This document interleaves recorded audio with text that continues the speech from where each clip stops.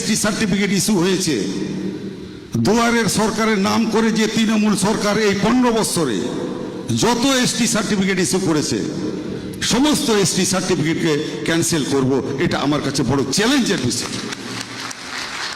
এবং যেটা আমি প্রথম দিন থেকে বলে আসছি, আমার সোশ্যাল মিডিয়ায়, আমাকে টিভিতে, আপনাকে সমস্ত জায়গায় বলে এসছেন, আমার একটাই কথা, যে এসডিও অফিসার এই সার্টিফিকেট ইস্যু করেছে আর যিনি এই সার্টিফিকেট এসটি সার্টিফিকেট নিয়ে চাকরি করছেন, কলেজে পড়ছেন, ইউনিভার্সিটিতে পড়ছেন, মেডিকেল পড়ছেন, ইঞ্জিনিয়ারিং পড়ছেন, এলএলবি পড়ছেন, সমস্ত ছাত্রকে আমি বহিষ্কার করব এবং সেই এসডিওকে আমি পানিশমেন্ট দেওয়ার চেষ্টা করব। আমাকে অনারেবল সিএম, আমাদের সম্মানীয় শুভেন্দু অধিকারী আমাকে বলেছে, আপনি অন্তত এই ফেক এসটি সার্টিফিকেটকে টোটালিভাবে নির্মূল করুন, যা করণীয় আপনি করুন।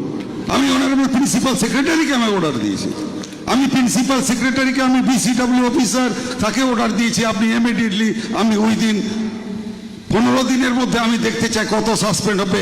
যদি আপনি এই কাজ যদি ঢিলেমি করেন তাহলে আমি কমিশন গঠন করে আমি এই সার্টিফিকেটগুলোকে নির্মূল করব, এটা আমার দায়িত্ব আছে।